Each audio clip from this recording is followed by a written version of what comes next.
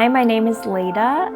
I'm an artist working in my home studio located in Victoria, BC, as an uninvited guest on the Lekwungen territories. I am primarily working with image transfer in my work, mostly on bones lately, and I'm also the program coordinator for the local organization, the Ministry of Casual Living. So there I've gotten a lot of experience with curating shows and working with a lot of the local artists here. I have been making art my whole life. I went to school for art education. Bones were always around my house. My mom has a lot of bones because she grew up on a farm located in Gwyn, which is close to Wetaskiwin, Alberta. So she got a lot of her bones from my Nana and Papa, who lived and worked on a farm. And when she was in art school, she actually had my Nana send her bones so that she could incorporate them into her art practice. What she did is she created a giant bone mobile that was floor to ceiling. I've started foraging my own bones and kind of gathering my own collection, learning the process of cleaning bones, sometimes not super well, definitely gonna have to work on that one.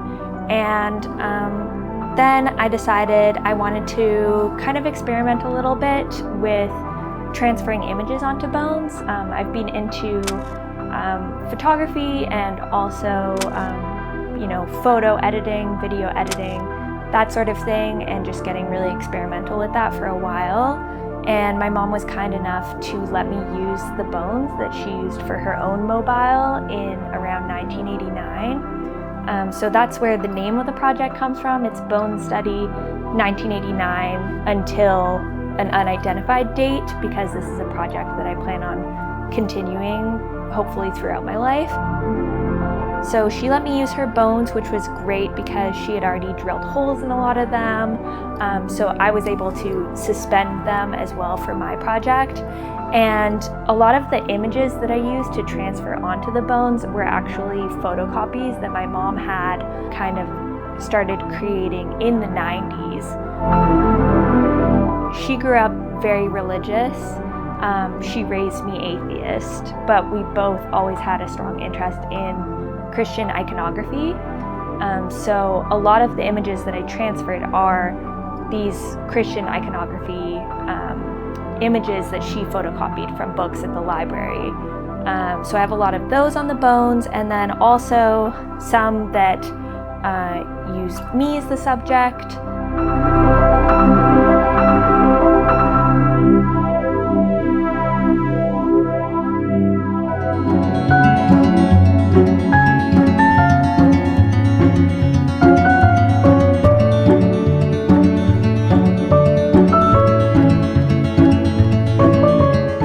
Some of them are Christian iconography prints that I have collected because I have my own collection of those, and then also images of me and my mother throughout my life, and also I have an image that I love of my mom with her own bone mobile that I was able to actually transfer through different methods onto the bones as well.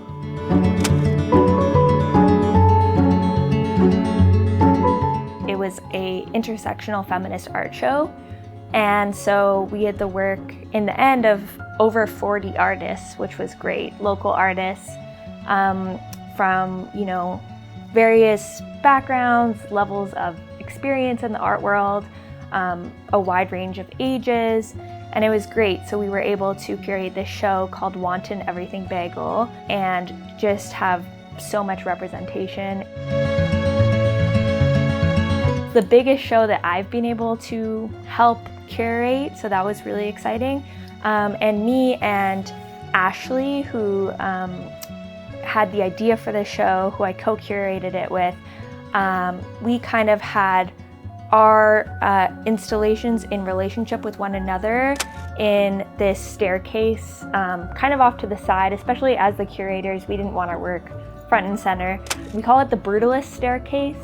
It's this really echoey cement staircase, and so I got to hang my work there. So it kind of felt like my work was in a crypt or a dungeon. And it's a really odd staircase with a window at the top, so the light would shine down on the bones, and I was also able to use my own lights to kind of create really cool shadows with the bones as well, so that became part of the piece. Yeah, that was really exciting. I got a lot of really cool feedback.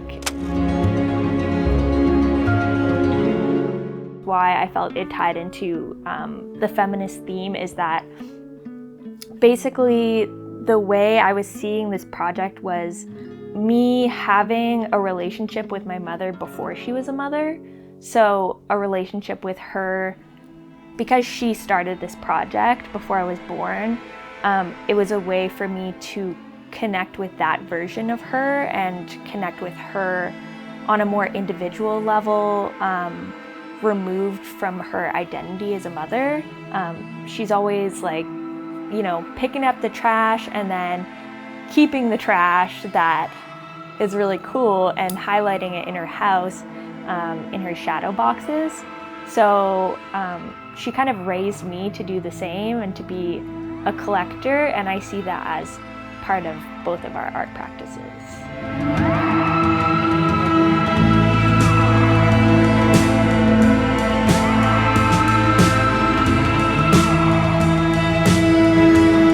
I would say, especially after I graduated, after doing art education, I was really lucky to basically immediately get the opportunity to work in the arts. I worked a summer position at Esquimalt Community Arts Hub, which I see as the main reason why I was able to continue on to work at Ministry of Casual Living and get other opportunities.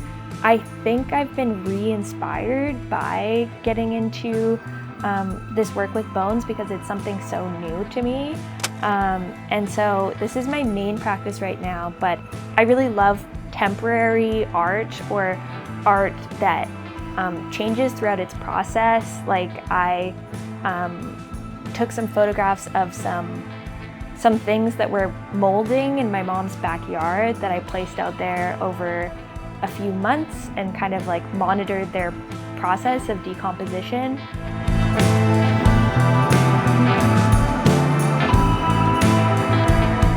There's transfers on both sides. So this would be done with an image transfer marker. What you do is you tape the image onto the bone, and then you use the image transfer marker, and then afterwards you burnish that on. And I didn't know it would do this, but what I like about it is that it looks like something that you might have dug up, because the images that are transferred are never extremely clear. And usually there's kind of some spots that either get smudged, which can be frustrating, but also sometimes that becomes part of the work. And that's something that I really like about it. So one of the other methods that I used was cyanotype. My friend Joan sent me a great article. Someone had done their thesis on cyanotype on bone. So cyanotype, basically what you would do is it uses UV. So you kind of mix the chemicals for the cyanotype, and then you can either use a UV projector or you can use the sunlight to transfer the image. So ideally you would have, say, a giant negative, or for example, this is a flower from my mom's garden. And I want to experiment with it more because I'd love to get more clarity with that. Bones on their own are so porous that they soak up the cyanotype fluid. So what you use is actually a bone medium, which is gelatin. You paint a layer of gelatin onto the bone, and then you do the cyanotype on top of that. And the gelatin, which is basically just ground up bone, makes it less porous, and then you're able to do the cyanotype. So you can do the transfer medium with color photocopies as well.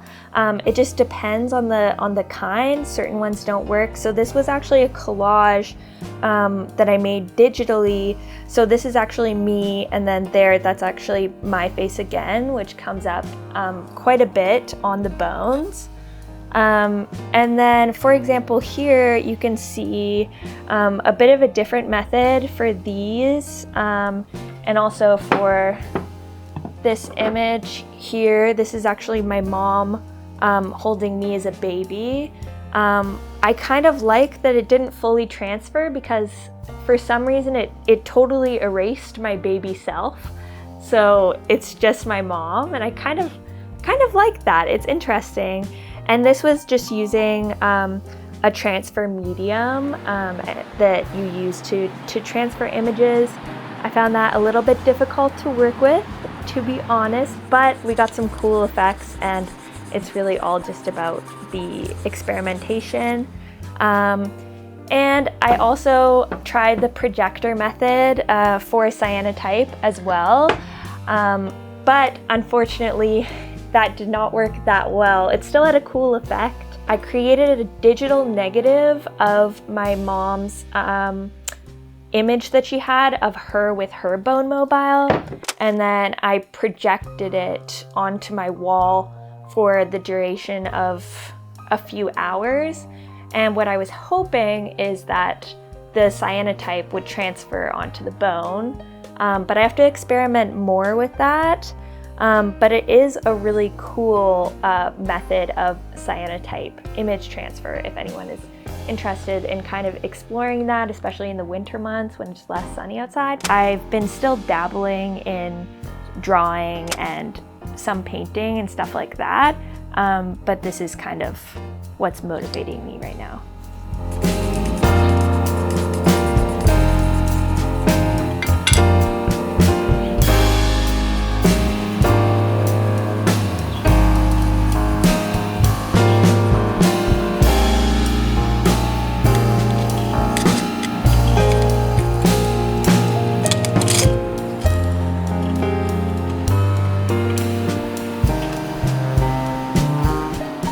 I've had someone talk to me about their relationship with their mom in connection to the project.